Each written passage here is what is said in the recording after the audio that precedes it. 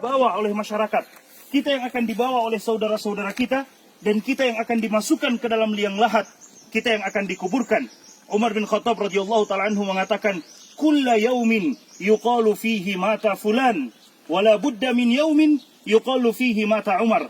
Setiap hari kita mendengarkan ada orang yang meninggal, disebutkan nama mereka, telah meninggal si fulan, si allan, dan pasti akan datang suatu hari di mana nama Umar yang akan disebutkan, telah meninggal Umar bin Khattab radhiyallahu ta'ala anhu. Dan itu telah terjadi. Maka hari ini pun saya katakan seperti itu. Setiap hari kita mendengarkan ada orang yang meninggal, pasti akan datang suatu hari nama kita yang akan disebutkan, saudara-saudara sekalian.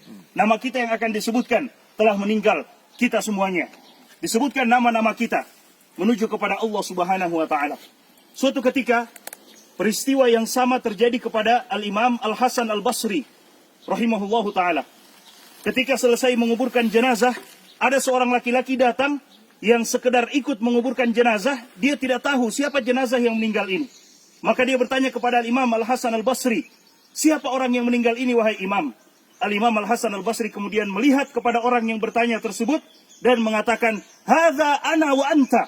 Ini adalah aku dan kamu, kelak yang akan dipanggil oleh Allah Subhanahu wa ta'ala. Bukan siapa-siapa, ini adalah kita, saudara-saudara sekalian. Karena kelak kita yang akan dikuburkan seperti ini. Kemudian Al-Hasan Al-Basri mengatakan, ya bna Adam, innama anta ayyam, idza dhahaba yaumuka, dhahaba ba'duka. Wahai anak cucu Adam, sesungguhnya engkau hanyalah hitungan hari demi hari. Jika sehari dari kehidupan kita pergi, bukan berarti umur kita bertambah. Tidak, tapi jatah kehidupan kita hidup di dunia, itu semakin berkurang. Sehari dari kehidupan kita pergi, berarti semakin dekat kita menuju kepada Allah Subhanahu wa ta'ala. Rasulullah SAW setelah melaksanakan penguburan jenazah seperti ini, Rasulullah SAW juga mengatakan kepada sahabat-sahabatnya, ya ikhwani, limithli hadza fa'iddu.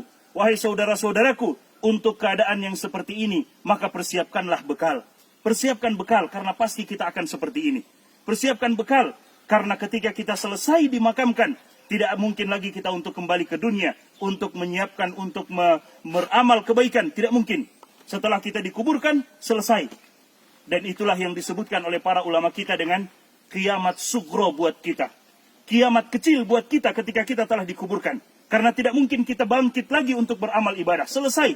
Apa yang telah kita kerjakan akan kita dapatkan hasilnya. Dan apa yang kita lakukan dari dosa dan maksiat akan kita lihat juga hasilnya di hadapan Allah Subhanahu wa ta'ala. فَمَنْ يَعْمَلْ مِثْقَالَ ذَرَّةٍ شَرًّا يَرَهُ وَمَنْ يَعْمَلْ مِثْقَالَ ذَرَّةٍ خَيْرًا يَرَهُ. Siapa yang beramal keburukan akan dilihat sebesar zarrah pun. Kata para ulama kita, zarrah bisa diartikan dengan anak semut. Sebagian ulama tafsir kita mengatakan zarrah artinya anak semut. Bayangkan saudara-saudara sekalian, subhanallah, semut saja sangat kecil, bagaimana dengan anak semut? Sebesar itu keburukan atau kebaikan kita akan kita lihat balasannya di sisi Allah Subhanahu wa taala. Tidak ada satupun yang akan dizalimi oleh Allah Subhanahu wa taala. Limithli hadza falyamalil amilun. Untuk keadaan seperti ini, maka hendaklah kita mempersiapkan amalan-amalan yang terbaik. Selesai menguburkan, Nabi SAW mengatakan kepada para sahabatnya, Salullaha li akhikumut tathbit. Minta dan bermohon kepada Allah Subhanahu wa ta'ala untuk saudaramu yang telah dikuburkan ini, at-tathbit, kekokohan, keteguhan untuk menjawab fa innahul ana yus'al, karena dia sekarang sedang ditanya oleh malaikat Munkar dan Nakir. Ditanya tentang man rabbuka, siapa Rabbmu? Ditanya tentang man nabiyuka, siapa nabimu? Ditanya tentang madinuka, apa agamamu? Pertanyaan yang semua kita sudah mendengarkannya, tapi tidak semua manusia bisa menjawabnya. Siapa Tuhanmu? Kita akan menjawabnya dengan ibadah kita kepada Allah Subhanahu wa ta'ala. Siapa nabimu? Kita akan mampu menjawabnya dengan bukti nyata mengikuti Nabi SAW, mengamalkan sunnah-sunnah beliau dan menjauhi perkara-perkara yang beliau tidak datang dengannya. Dan apa agamamu? Kita akan mampu menjawabnya jika kita beragama dengan agama yang dibawa oleh Nabi Muhammad SAW. 3 pertanyaan yang kita mampu menjawabnya sesuai dengan bagaimana kita mengamalkan 3 hal tersebut di kehidupan dunia ini. Nabi SAW mengatakan seperti itu kepada para sahabat. Kemudian Allah Subhanahu wa taala berfirman di dalam Al-Qur'an, "Yutsabbitullahu alladzina amanu bil qawli tsabiti fil hayatid dunya wa fil akhirah." Orang-orang yang beriman, yang teguh dengan keimanannya, yang istiqomah dengan keimanannya, mereka, kata Allah Subhanahu wa taala, "Yutsabbitullahu alladzina amanu bil qawli tsabit." Allah akan kokohkan mereka dengan perkataan yang kokoh, perkataan yang kuat, yaitu la ilaha illallah. fil hayatid dunya, dalam kehidupan dunia mereka, wa fil akhirah, dan dalam kehidupan akhirat mereka. Dan kita semua tahu, kuburan bukan rumah terakhir buat seseorang, tapi kuburan adalah rumah pertama menuju negeri akhirat.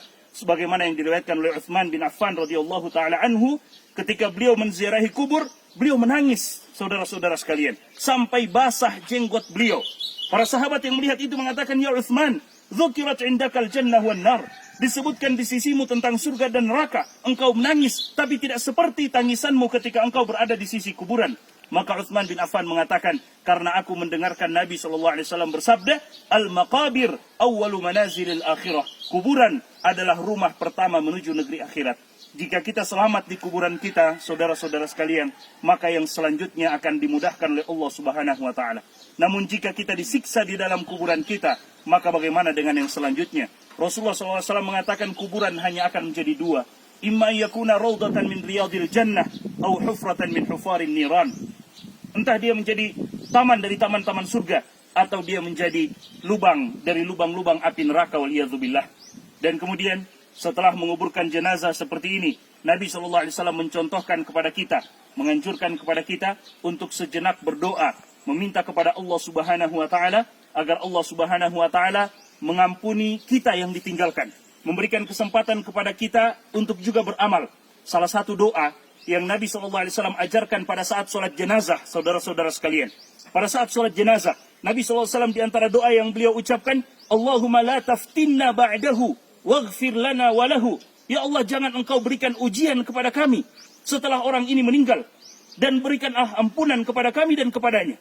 Karena orang yang telah meninggal, selesai urusannya dengan Allah Subhanahu wa taala. Minal mu'minina rijalun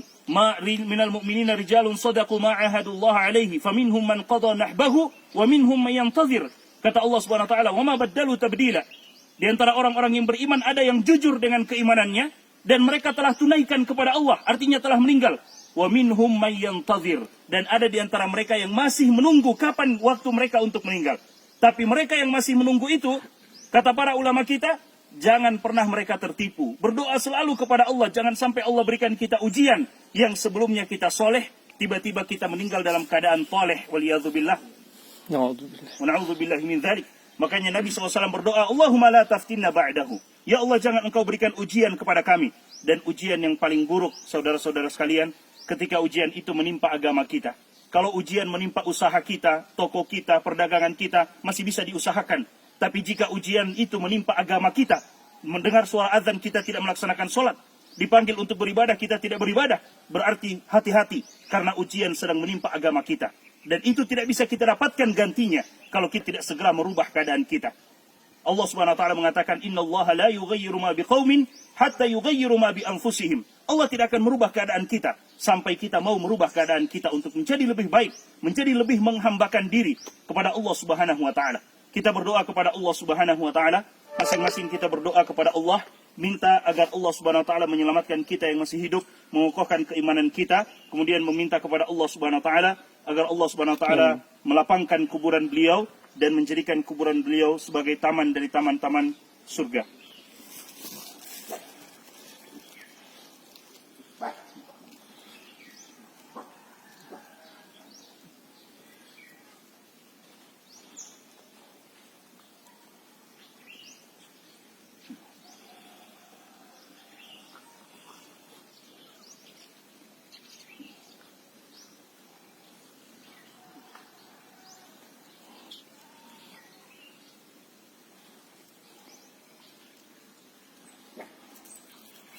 Alhamdulillah.